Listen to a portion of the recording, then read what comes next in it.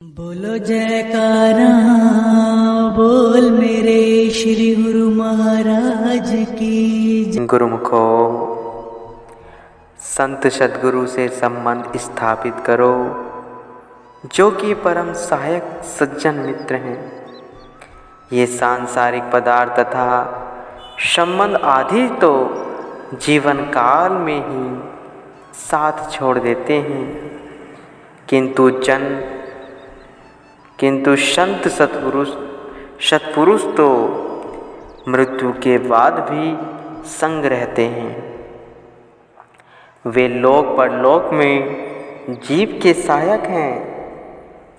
जब धर्मराज के दरबार में कर्मों का लेखा पूछा जाता है तो वहाँ पर भी गुरुमुखों की सहायता के लिए संत सद्गुरु पहुंचकर जीव को सब बंधनों से छुड़ा देते हैं। जिसे संत सद्गुरु के चरणों का भरोसा है और अपने इष्ट देव सद्गुरु के चरणों में जिसका चित्त जुड़ा हुआ है, जिसके हृदय में सद्गुरु का ध्यान बस गया है, संत सद्गुरु सदा उसके साथ हैं और सदा उसके रक्षक तथा सहाई हैं। सद्गुरु का ध्यान ही जीव का सच्चा संगी तथा साथी है। यही इस लोक में भी तथा परलोक में भी रक्षक हैं। यही ध्यान ही सर्व सुखों की खान है। यदि सद्गुरु का ध्यान साथ होगा तो कोई भी जीव का बाल बांका नहीं कर सकता। अतः गुरुमुखों का यह परम धर्म है कि सद्गुरु के चरणों में पवित्र प्रेम का संबंध स्थापित कर आठों पहर सद्गुरु का ध्यान हृदय में बसाए। काल तथा धर्मराज के भय से मुक्त होकर जीवन का सर्वोच्च लाभ प्राप्त करते हुए जीवन सफल करे।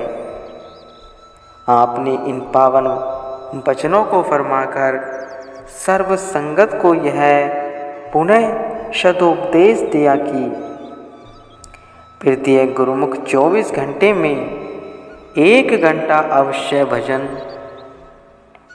किया करे। भजन अभ्यास के बिना अर्थात सुरती को अंतर्मुखी किए बिना सद्गुरु का वास्तविक स्वरूप नहीं देखा जा सकता। सद्गुरु की प्रसन्नता ही गुरुमुखों की निजी पूंजी है। यदि गुरुमुख जन सद्गुरु को प्रसन्न करना चाहते हो तो 1 घंटा भजन अभ्यास आवश्यक करे और मौज तथा आज्ञा अनुसार कर्म करे। ऐसे गुरुमुखों के साथ सद्गुरु सदा अंग संग रहते हैं। आपके पास कोई भी प्रेमी आता है तो आप उससे सबसे पहला प्रश्न ही यही पूछते थे कि तुम कितना समय भजन अभ्यास में लगाते हो। वह गुरुमुख पहले तो कुछ शकुचा जाता और परंतु जब आप अत्यधिक जोर देते तो अधिकतर उत्तर यही मिलता था कि कभी कभी भजन अभ्यास कर लेते हैं। आप प्राय इस विषय में प्रवचन फरमाते थे। भजन अभ्यास के बिना जीवन निरर्थक है। भजन अभ्यास के बिना यदि जीव चाहे कि मुझे आत्मिक सुख शांति आनंद की प्राप्ति हो जाए तो ऐसा होना असंभव है। मनुष्य की भूख सदा रोटी खाने से ही दूर हुआ करती है। इसी प्रकार आत्मा को यदि खुराक भजन अभ्यास न दी जाए तो उसकी तृप्ति कैसे होगी। आपके आचरणीय जीवन के कारण जिज्ञासुओं तथा गुरुमुखों पर आपके प्रवचनों का अत्यधिक प्रभाव पड़ता। आपके प्रवचन अमृत का पान करते ही गुरुमुखों का विचार भजन अभ्यास करने के लिए दृढ़ हो जाता। श्री आज्ञा पालन करने पर उनकी श्रुति जब शब्द में लय होकर वास्तविक सुख होते, वास्तविक सुख का ज्ञान कराते, तो गुरुमुख प्रेमी इस आनंद को पाकर आपकी कृपा के कृतज्ञ होते।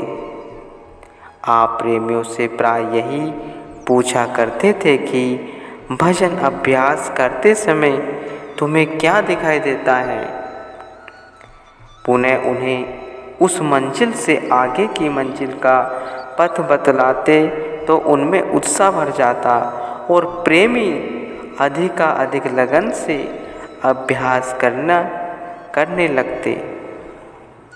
आप प्राय यह प्रवचन फरमाया करते थे कि जैसे पक्षी 2 पैरों से उड़ता है, मनुष्य 2 पाँवों से चलता है। पक्षी का यदि एक पंख काट दिया जाए तो वह उड़ नहीं सकता। मनुष्य को एक पाँव से चलना दुष्कर हो जाता है। इसी प्रकार जीव रूपी पक्षी के भी 2 पंख हैं, एक सेवा, दूसरा भजन अभ्यास। इन 2 परों से ही जीव ब्रह्मांड देश में पहुंच जाता है। अतः गुरुमुखों के लिए सेवा के साथ साथ भजन अभ्यास करना अति आवश्यक है। इस नियम को पूरा करने के लिए श्री आनंदपुर में महात्मा भक्त जनों के लिए आनंद सर के तट पर श्री शांति भवन अभ्यास करने के लिए भक्त भाइयों भक्तानियों की ओर श्री शांति भवन, ये दोनों स्थान भजन अभ्यास के लिए नियत कर दिए गए हैं, जिससे कि सभी गुरुमुख तथा जिज्ञासु जन भक्ति के वास्तविक आनंद को पाकर समृद्ध हो सके। यह मानव शरीर प्रकृति की ओर से मुख्य 3 विभागों में बटा हुआ है। एक भाग वह है जो नेत्रों के नीचे का पूरा धड़ है। इसे पिंड देश अथवा माया का देश कहते हैं। साधारणतः मनुष्य की सुरती माया की रचना में फैली हुई होने से इसी पिंड देश में रहा करती है। अन्य 2 दिव्य भाग नेत्रों से ऊपर, नेत्रों के ऊपर से लेकर शिखा मंडल सिर की चोटी तक जो प्रदेश है उसे ब्रह्मांड देश कहा जाता है, तथा शिखा मंडल से आगे सिर की गुदा तक के प्रदेश का नाम दयाल देश है। सुरती या जीवात्मा का निजी ठिकाना पिंड देश नहीं, जहाँ यह प्राय निवास करती हैं। इसका वास्तविक स्थान तो बहुत ऊपर है। इन दोनों देशों से ऊपर तीसरा देश अनामी लोक है। यही जीवात्मा का निज देश है, जहाँ से नीचे उतरकर श्रुति संसार में आई और फैल गई है। अनामी लोक अथवा अनामी धाम तक किन्हीं विरले अथवा विशेष पुरुषों की पहुँच होती है। उन्हें परम संत कहते हैं। इसी अनामी धाम में एक मौज उठी और शब्द की धारा बनकर नीचे को उतर चली। अनामी लोक से नीचे की और 2 अन्य स्थान अगम लोक और अलग अलग लोक हैं। इनमें से गुजरती हुई शब्द की धारा चौथे स्थान अर्थात सतलोक में आकर ठहरी। सतलोक तक पहुँचने वाले संत कहलाते हैं। यह स्थान ठीक शिखा मंडल के नीचे स्थित है और दयाल देश तथा ब्रह्मांड देश की एक प्रकार की सीमा है। अनामी लोक, अगम लोक, अलख लोक और सतलोक, इन चारों धामों को मिलाकर दयाल देश कहते हैं। श्रुति सतलोक से नीचे उतरी तो भंवर गुफा तथा महासूत्र नामक 2 अन्य स्थानों से गुजरकर पुनः शुद्ध मंडल में आकर ठहरी, जिसे दशम द्वार भी कहा जाता है। यहाँ रहकर श्रुति 5 तत्वों, 3 गुणों और कारण स्थूल सूक्ष्म तीनों शरीरों आदि बंधनों से बिल्कुल अलिप्त और निर्विकार रहती है। इस स्थान अर्थात दशम द्वार तक पहुँचे हुए को पूरा साध कहते हैं।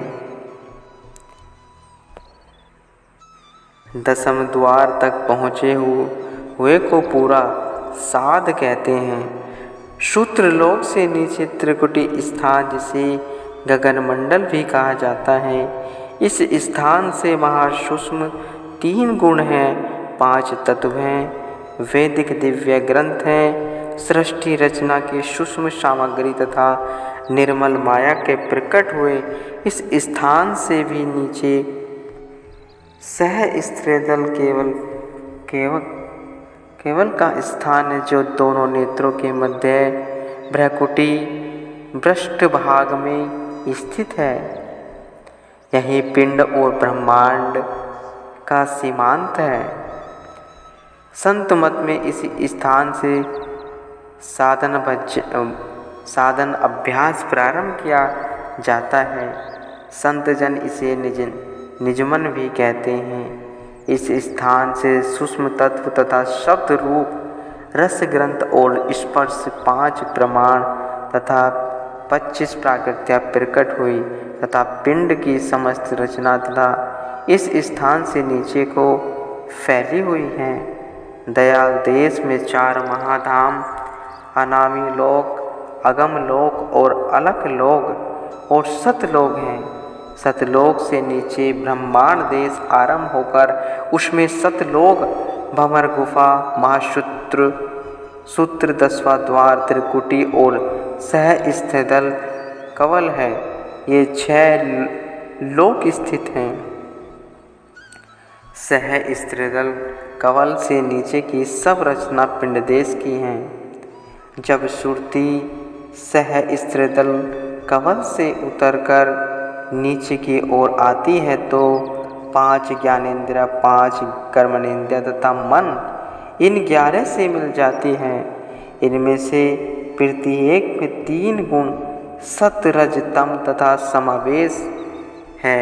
प्रत्येक गुण में 1 कोटि करोड़ वासनाएं हैं। इस प्रकार 11 को 3 करोड़ से गुणा करने पर कुल 33 करोड़ वासनाओं के अधीन होकर सुरती माया सख्त हो जाती है। बहुत समय तक पिंड देश में रहने के कारण सुरती माया की दासता की अभ्यास हो जाती है और तब तक यह बुरी तरह से फंस कर रह जाती है।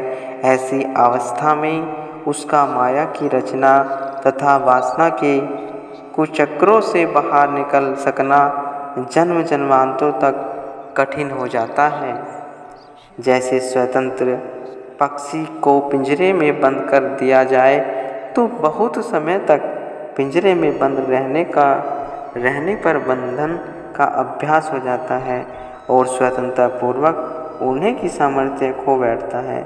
इसी प्रकार सुरती भी माया के दासत्व में चिरकाल से रहती हुई अपनी स्वतंत्रता को खो बैठी तथा अपने निज स्थान को भूल गई है।